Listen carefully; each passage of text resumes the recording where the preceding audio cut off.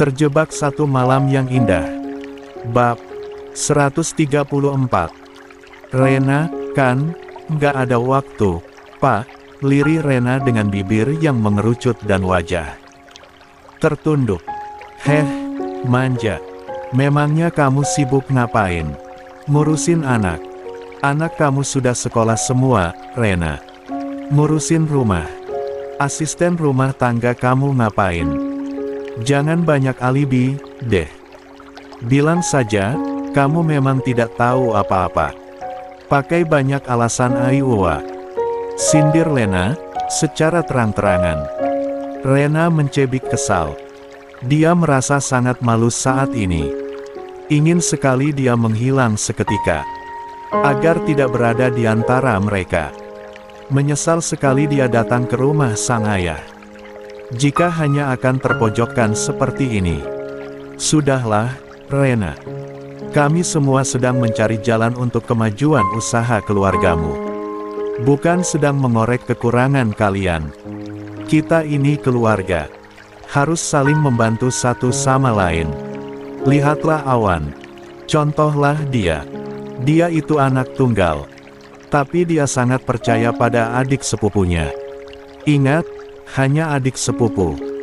Dan kalian itu saudara. Kenapa begini? Apa? Kakak kamu kurang mengalah, Rena. Sang papa berkata seraya menatap antara Rena dan Lena secara bergantian. Lantas, menghela nafas, saat Rena hanya melirik sang ayah dengan terlihat kesal. Kek Bara yang selama ini diam, dan kadang hanya membicarakan semua ini pada istrinya. Kini setelah sang istri tercinta tiada, dia jarang membuka diri. Sebab, selama ini memang hanya dengan istrinya lah. Beliau berbagai segala rasa. Bahkan Kek Bara tahu, kalau Lena kadang mengadu pada sang ibu. Jika kesal, saat tahu adiknya kembali merengek pada sang ayah. Tapi, Mama Minan selalu bisa menjelaskan bahwa kehidupan manusia itu tak selalu sama mujur. Lena bersyukur mendapatkan suami yang meski jarang berada di rumah, tapi memiliki penghasilan yang lumayan besar. Sehingga usaha yang Lena pegang tetap bisa stabil dan berjalan baik. Sementara Rena memang bergantung pada usaha yang diwariskan sang ayah saja. Dari situlah, Lena bisa mengerti dan menahan diri.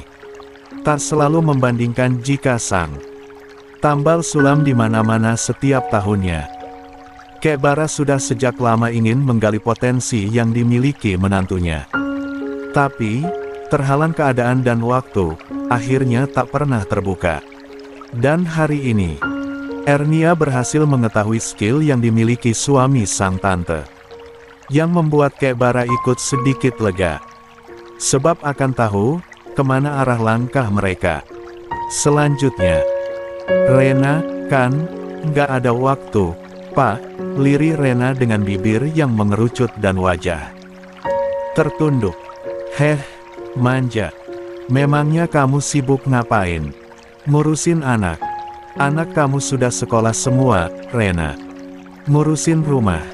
Asisten rumah tangga kamu ngapain? Jangan banyak alibi, deh. Bilang saja, kamu memang tidak tahu apa-apa. Pakai banyak alasan Aiwa. Sindir Lena, secara terang-terangan. Rena mencebik kesal. Dia merasa sangat malu saat ini. Ingin sekali dia menghilang seketika, agar tidak berada di antara mereka. Menyesal sekali dia datang ke rumah sang ayah. Jika hanya akan terpojokkan seperti ini. Sudahlah, Rena. Kami semua sedang mencari jalan untuk kemajuan usaha keluargamu. Bukan sedang mengorek kekurangan kalian. Kita ini keluarga. Harus saling membantu satu sama lain. Lihatlah Awan. Contohlah dia. Dia itu anak tunggal. Tapi dia sangat percaya pada adik sepupunya. Ingat, hanya adik sepupu. Dan kalian itu saudara.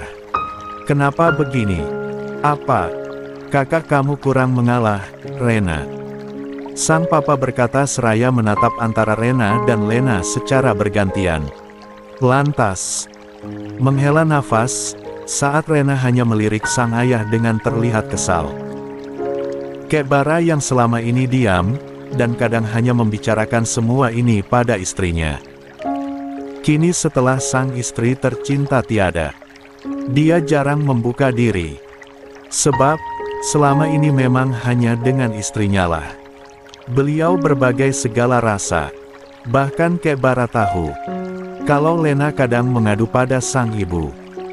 Jika kesal, saat tahu adiknya kembali merengek pada sang ayah. Tapi, Mama Minan selalu bisa menjelaskan bahwa kehidupan manusia itu tak selalu sama mujur. Lena bersyukur mendapatkan suami yang meski jarang berada di rumah, tapi memiliki penghasilan yang lumayan besar, sehingga usaha yang Lena pegang tetap bisa stabil dan berjalan baik. Sementara Rena memang bergantung pada usaha yang diwariskan sang ayah saja. Dari situlah Lena bisa mengerti dan menahan diri, tak selalu membandingkan jika sang adik datang ke orang tua mereka.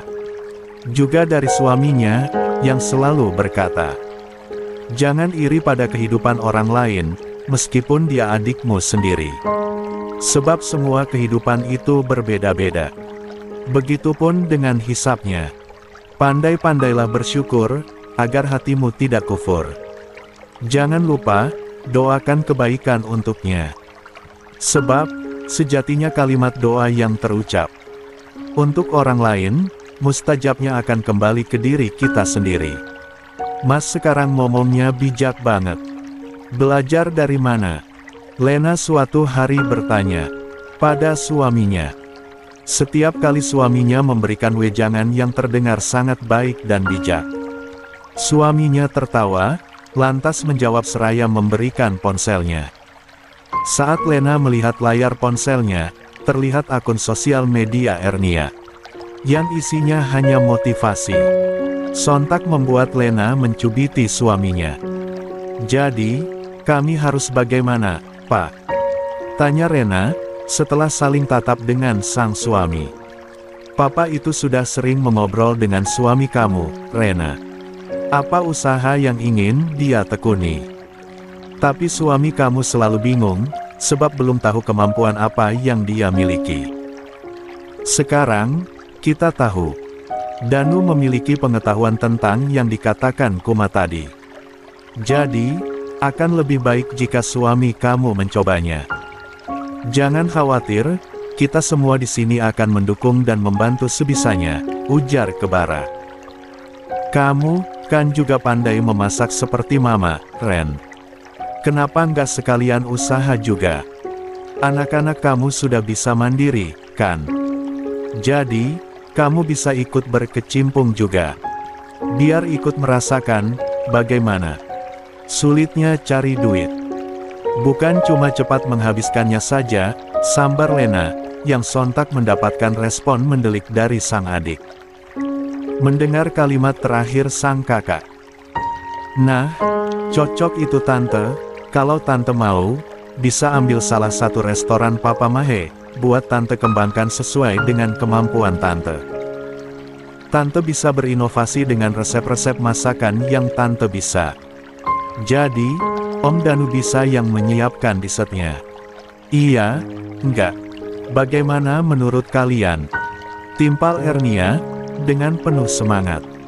Sontak semuanya menatap lekat ke arahnya, membuat istri Awan tersenyum lebar, menampilkan deretan giginya yang rapi. Dan Rena matanya benar-benar membulat mendengar kalimat dari Ernia, dengan bibir yang melongo. "Kuma, kamu yakin?" tanya Kek Bara. Ernia menoleh menatap sang kakek, lantas tersenyum manis. Awan merangkul bahu istrinya dan menepuknya lembut. Ada rasa bangga di hati pria tampan itu. Mengetahui hati sang istri selalu lembut dan baik. Kalau mengelola dari bawah, akan terasa sangat lama, Kek. Aku pernah merasakannya sendiri. Kala itu, saat baru saja bercerai. Tiba-tiba ternyata aku positif hamil. Yah, bersyukur, selama 3 tahun. Menikah, aku masih bekerja. Jadi, masih ada uang tabungan hasil kerja aku. Sebab, memang selama menikah dulu, aku sama sekali tidak diizinkan untuk menggunakan uang pribadi untuk keperluan sehari-hari. Jadi, uang upah kerja selama 3 tahun itulah yang aku gunakan untuk memulai usaha, jelas Ernia. Yang akhirnya menceritakan prosesnya membuka bisnis catering. Door to door aku menawarkan jasa catering, ke tante. Itu pun, hanya sebatas di lingkup apartemen. Apartemen ini, aku beli saat aku bekerja sambil kuliah. Kebetulan, kuliah aku beasiswa. Bahkan, sampai S2 kan dibiayai negara semua. Jadilah, tabungan aku lumayan. Alhamdulillah, bisa kebeli apartemen kecil. Tapi, cukup buat aku tinggal sendiri, imbuh Ernia. Apartemen yang Linda dulu pernah ikut kamu, Kuma. Sanggah Lena. Tante tahu. Iya tante, waktu Linda masih pacaran sama Reno, dulu. Hahaha. Balas Ernia terkekeh, teringat masa lalu bersama Linda. Saat mereka belum tahu, kalau mereka ternyata saudara dekat. Linda loh, dulu yang bantuin aku buka usaha itu waktu awal-awal.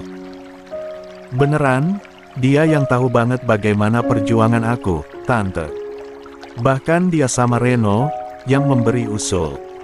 Kalau aku harus segera buka di tempat yang lebih luas. Ernia kembali bercerita. Istri Awan menceritakan semua perjalanan hidupnya. Bagaimana dia memasak sembari menjaga Kinan bayi. Sampai akhirnya pindah ke rumah dan mempekerjakan Rani bersamanya. Hingga akhirnya, rumahnya diperbesar lagi, dan mampu menampung beberapa orang untuk membantunya di dapur.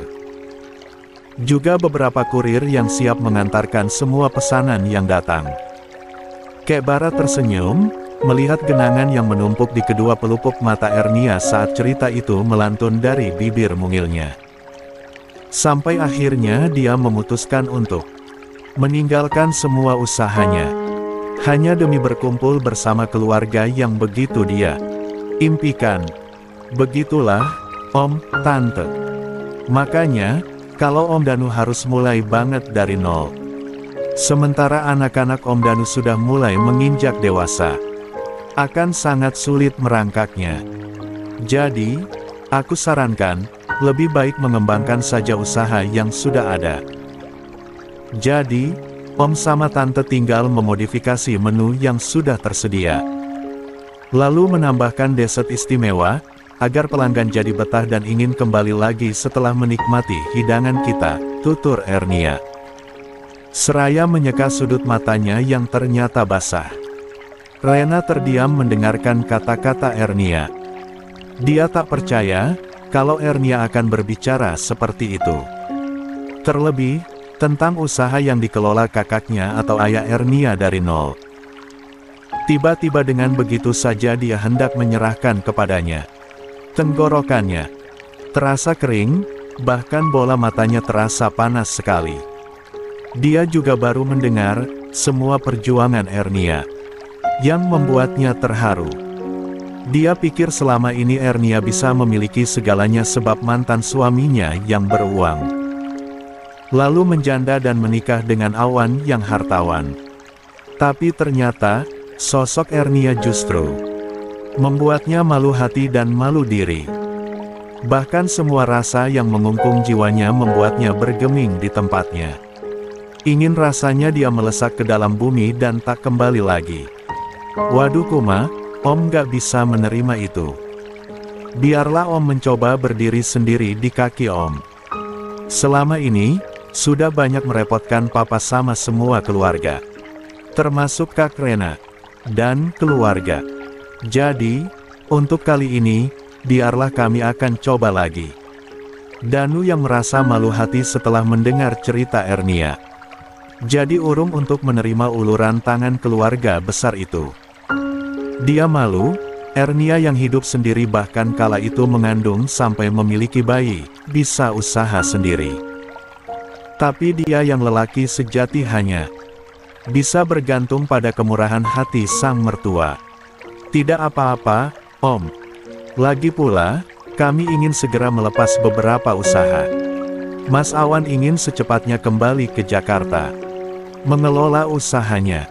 Sebab Om Daniel sekarang sudah mulai sering sakit-sakitan, usai kecelakaan kala itu, ujar Ernia. Kek Bara tercengang mendengar kalimat cucu kesayangannya itu. Tapi tak membuatnya khawatir. Sebab dia tahu, antara Ernia dan Awan adalah pasangan yang bisa diandalkan. Dia percaya, apapun yang akan terjadi, mereka berdua akan bisa mengatasinya dengan bijak. Rangga juga tidak bisa, kalau harus mengelola semuanya. Jadi, kami putuskan untuk segera memutuskan jalan terbaiknya. Sekalian saja, mumpung kita sedang berkumpul. Kau utarakan di sini. Ernia masih berkata. Lagi pula, kami punya rumah sendiri, kok. Jadi, akan lebih nyaman pastinya jika tinggal di kediaman sendiri. Ernia berkata seraya menatap sang suami. Apa maksudnya, Kuma?